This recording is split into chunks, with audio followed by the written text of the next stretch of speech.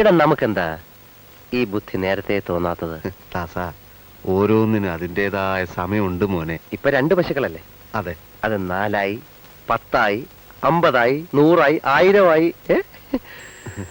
നമുക്ക് നല്ല ഒരു വീട് കെട്ടണം, ഒരു കാറ് വാങ്ങണം, ഒരു ഫ്രിഡ്ജ്, AC, VCR, TV. നമുക്കങ്ങ് സുഖിക്കാം. അതെ ഗൈസ്, എങ്ങനെ നമുക്ക് കുറച്ചും കൂടി കാശ് ഉണ്ടാക്കാം, നമ്മുടെ ഭാവിക്ക് വേണ്ടിയിട്ടുള്ള കാശ് നമുക്ക് എങ്ങനെ ഉണ്ടാക്കാം. എന്റെ വീഡിയോ കണ്ടിട്ടുള്ളവരാണെങ്കിൽ വെയിറ്റ്, അഥവാ നിങ്ങൾ എന്റെ വീഡിയോ കണ്ടിട്ടില്ലെങ്കിൽ എന്താ നിങ്ങൾ കാണാത്തത്? എല്ലാം ശനിയാഴ്ചയും എല്ലാ ബുധനാഴ്ചകളിലും നമ്മൾ ഇങ്ങനെ ഇൻഫോർമേറ്റീവ് ആയ വീഡിയോസ് ഇറക്കുന്നുണ്ട്. അപ്പോൾ ഈ ചാനൽ സബ്സ്ക്രൈബ് ചെയ്യാൻ മറക്കരുത്, അടുത്തുള്ള നോട്ടിഫിക്കേഷൻ ബെല്ലും ക്ലിക്ക് ചെയ്യാൻ മറക്കരുത്. അപ്പോൾ എന്റെ വീഡിയോ അഥവാ നിങ്ങൾ കണ്ടിട്ടുണ്ടെങ്കിൽ നിങ്ങൾക്കറിയാം കാശ് വിട്ട് ഒരു കളി നമുക്കില്ല എന്ന്. അപ്പോൾ നമ്മൾ മെഡിക്കൽ ഇൻഷുറൻസിനെ പറ്റിയിട്ടും ലൈഫ് ഇൻഷുറൻസിനെ പറ്റിയിട്ടും ഒക്കെ നമ്മൾ കുറെ വീഡിയോസ് ഇറക്കിയിട്ടുമുണ്ട്. ഇങ്ങനെ ഇൻവെസ്റ്റ് ചെയ്യണം അല്ലെങ്കിൽ അങ്ങനെ ഇൻവെസ്റ്റ് ചെയ്യണം എന്നും നമ്മൾ പറയുന്നുണ്ട്. പലർക്കും ഈ ഇൻവെസ്റ്റ്മെന്റ് എന്ന് പറയുന്നത് ഇപ്പൊ ഇൻട്രസ്റ്റിംഗ് ആയിട്ട് തോന്നാൻ തുടങ്ങിയിട്ടുമുണ്ട്, അതിനെപ്പറ്റി കൂടുതൽ അറിയാനും ശ്രമിക്കുന്നുണ്ട്. അപ്പോ നമ്മൾ നമ്മുടെ ഗോൾസിന് വേണ്ടിയിട്ടുള്ള ഫണ്ട് എങ്ങനെ ഉണ്ടാക്കാം, അല്ലെങ്കിൽ നമ്മുടെ ഗോൾസിന് വേണ്ടിയിട്ടുള്ള ക്യാഷ് നമുക്ക് എങ്ങനെ ഉണ്ടാക്കാം എന്ന് പലരും ഇപ്പോഴും ഒരു ഡൗട്ടാണ്. അപ്പൊ നമ്മൾ ഇന്ന് സംസാരിക്കാൻ പോകുന്നത് അതിനെ പറ്റിയിട്ടാണ്. ഇന്ന് നമ്മൾ അറിയാൻ പോകുന്നത് എന്തൊക്കെയാന്ന് വെച്ച് കഴിഞ്ഞാൽ ഇൻഫ്ലേഷൻ എന്താണ്, കോമ്പൗണ്ട് ഇൻട്രസ്റ്റ് എന്താണ്, എന്താണ് ഈ ഫ്യൂച്ചർ വാല്യൂ, എങ്ങനെയാണ് നമ്മുടെ ഇൻവെസ്റ്റ്മെന്റ്സ് നമ്മുടെ ഗോൾസിന് വേണ്ടിയിട്ടായിട്ട് ഡിവൈഡ് ചെയ്യേണ്ടത് എന്നൊക്കെയാണ്. അപ്പോൾ അധികം സമയമൊന്നും കളയുന്നില്ല, നമുക്ക് നമ്മുടെ ഡിസ്കഷനിലോട്ട് കിടക്കാം. This is how we do. Let's get started. എടാ വിഷ്ണു, ഈ കാശ് എവിടെയാണ് ഈ ഇൻവെസ്റ്റിങ്ങിന് വേണ്ടിയിട്ടുള്ളതെന്നൊക്കെ എന്റെ പല കൂട്ടുകാരും പല തവണ അണയിട്ട് പറയുന്ന കാര്യങ്ങളിൽ ഒന്നാണിത്. നമ്മൾ പലരും ഇമ്പോർട്ടന്റ് ആയി മനസ്സിലാക്കേണ്ട ഒരു കാര്യം എന്താന്ന് വെച്ച് കഴിഞ്ഞാൽ, നമ്മുടെ ബാങ്ക് അക്കൗണ്ടിൽ കാശ് ഇങ്ങനെ കുഞ്ഞു കൂട്ടി നല്ലൊരു എമൗണ്ട് ആവുമ്പോൾ ഇൻവെസ്റ്റ് ചെയ്യാമെന്ന് വിചാരിക്കുന്നതിനേക്കാളും നല്ലത് നമ്മളുടെ ഉള്ള എമൗണ്ട് വെച്ച് ഇൻവെസ്റ്റ്മെന്റ് തുടങ്ങേണ്ടതാണ്. നമ്മളിപ്പോൾ എമർജൻസികൾക്ക് വേണ്ടിയിട്ട് എമർജൻസി ഫണ്ടും മെഡിക്കൽ ഇൻഷുറൻസും ലൈഫ് ഇൻഷുറൻസും ഒക്കെ എടുത്തു. പക്ഷെ ഇതൊക്കെ വെറും ഒരു പ്രൊട്ടക്ഷൻ ആണ് നമുക്ക് വേണ്ടിയിട്ട്, like A seat belt in A car. അതായത് നമുക്കൊരു ആക്സിഡന്റ് പറ്റുന്നതിനേക്കാളും നമ്മൾ സേഫ് ആയിട്ട് ഇരിക്കുന്നു. പക്ഷെ നമ്മുടെ മണി ഗ്രോ ചെയ്യണമെങ്കിൽ നമുക്ക് ഇൻവെസ്റ്റിംഗ് തന്നെ വേണം. ഞാൻ എന്തുകൊണ്ട് ഇൻവെസ്റ്റിംഗ് ഇത്ര ഡിവോട്ട് ചെയ്ത് പറയുന്നതെന്ന് വെച്ച് കഴിഞ്ഞാൽ, കോമ്പൗണ്ട് ഇൻട്രസ്റ്റ് എന്ന് പറഞ്ഞാൽ നമ്മൾ ചെറുപ്പത്തിൽ പഠിക്കുന്ന ഒരു കൺസെപ്റ്റ് ഉണ്ട്. അത് വെച്ച് കഴിഞ്ഞാൽ നമ്മൾ അഥവാ ഒരു 1000 രൂപ ഒരു ബാങ്ക് അക്കൗണ്ടിൽ 7% ഇൻട്രസ്റ്റ് തരുന്ന പോലെ ഇടുകയാണ് 10 വർഷത്തേക്ക്. പിന്നെ നമ്മൾ 1000 രൂപ ശ്രദ്ധിക്കുന്ന കൂടി ഇല്ല കേട്ടോ. ആ 10 വർഷത്തേക്ക് നമ്മൾ ആ എമൗണ്ട് വിട്ടുകൊടുക്കുകയാണ്. അഥവാ അങ്ങനെ ചെയ്യണം 10 വർഷം കഴിഞ്ഞു കഴിഞ്ഞാൽ അതിന് ഇൻട്രസ്റ്റ് കിട്ടുന്നത് നമുക്ക് 967 റുപ്പീസ് ആണ്. അപ്പൊ അത് ക്വൈറ്റ് ഡബിൾ ദ എമൗണ്ട് ആണ് നമ്മൾ ഇൻവെസ്റ്റ് ചെയ്തതിന്റെ. അപ്പൊ നിങ്ങൾ ഇപ്പൊ 1000 രൂപയാണെന്ന് വെച്ചോളൂ, അപ്പൊ ഇത്രയും കിട്ടുന്നു. അപ്പൊ ഇനിയിപ്പോ 10,000 ആയിരുന്നെങ്കിലോ, 1,00,000 ആയിരുന്നെങ്കിലോ, 10,00,000 ആയിരുന്നെങ്കിലോ എത്രത്തോളം നമ്മുടെ മണി നമുക്ക് വേണ്ടി വർക്ക് ചെയ്യുമായിരുന്നു. അതുകൊണ്ട് കോമ്പൗണ്ട് ഇൻട്രസ്റ്റിന്റെ സിഗ്നിഫിക്കൻസ് മനസ്സിലാക്കുന്നത് നമ്മൾ ഇൻവെസ്റ്റിംഗിലൂടെയാണ്. നമ്മുടെ ഈ ഗോൾസ് ഇല്ലേ, പക്ഷെ മോട്ടിവേറ്റഡ് ആയിട്ട് നമുക്ക് ഇൻവെസ്റ്റ് ചെയ്യണമെങ്കിൽ നമ്മുടെ ഈ ഗോൾസിനെ നമ്മുടെ ഇൻവെസ്റ്റ്മെന്റ് പ്ലാൻസ് ആയിട്ട് നമ്മൾ കോപ്പറേറ്റ് ചെയ്ത് വെക്കണം. അപ്പൊ മാത്രമാണ് നമ്മൾ ആ മോട്ടിവേറ്റഡ് ആയിട്ട് നമ്മൾ അതിൽ കൂടുതൽ ഇൻവെസ്റ്റ് ചെയ്യാനും നിൽക്കത്തുള്ളൂ. അതുകൊണ്ട് എപ്പോഴും മനസ്സിലാക്കേണ്ട കാര്യം, നമ്മുടെ ഇൻവെസ്റ്റ്മെന്റ്സ് നമ്മൾ എപ്പോഴും ഗോൾ ഓറിയന്റഡ് ആയിട്ട് ഡിവൈഡ് ചെയ്യണം. അപ്പോൾ നമുക്കിത് 3 ബാസ്കറ്റ് ആയിട്ട് ശരിക്കും ഡിവൈഡ് ചെയ്യാം. ഒന്ന് almost there, second one somewhat kind of there, പിന്നെ തേർഡ് വൺ അതാണ് ഫാർ അവേ. അപ്പൊ ഈ സംവാട്ട് ദറിലൊക്കെയാണ് നമ്മുടെ അടുത്തായിട്ട് ഒരു 3 to 2 years ഉള്ളിലൊക്കെ വരുന്ന നമ്മുടെ ഗോൾസ്. പിന്നെ 5 to 7 ആകുമ്പോൾ സംവാട്ട് ദറിന്, പിന്നെ 7 and above അങ്ങനെ വരുമ്പോഴാണ് ഫാർ അവേ ആയിട്ട് വരുന്നത്. അപ്പൊ ഈ ബാസ്കറ്റ്സ് വെച്ചിട്ടാണ് നമ്മുടെ ഇൻവെസ്റ്റ്മെന്റ് നമ്മൾ ചെയ്യാൻ പോകുന്നത്.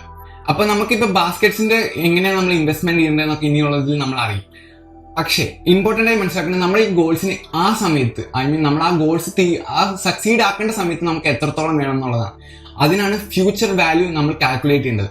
ഈ ഫ്യൂച്ചർ വാല്യൂവിന്റെ ഫോർമുല എങ്ങനെയാണെന്ന് വെച്ച് കഴിഞ്ഞാൽ, future value equal to present value into 1 plus inflation rate whole raise to the time period.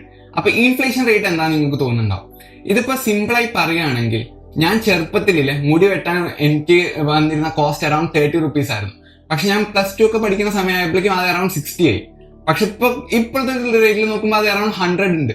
അപ്പൊ സമയം കൂടുന്തോറും നമ്മുടെ പണത്തിന്റെ മൂല്യം കുറയുകയാണ്.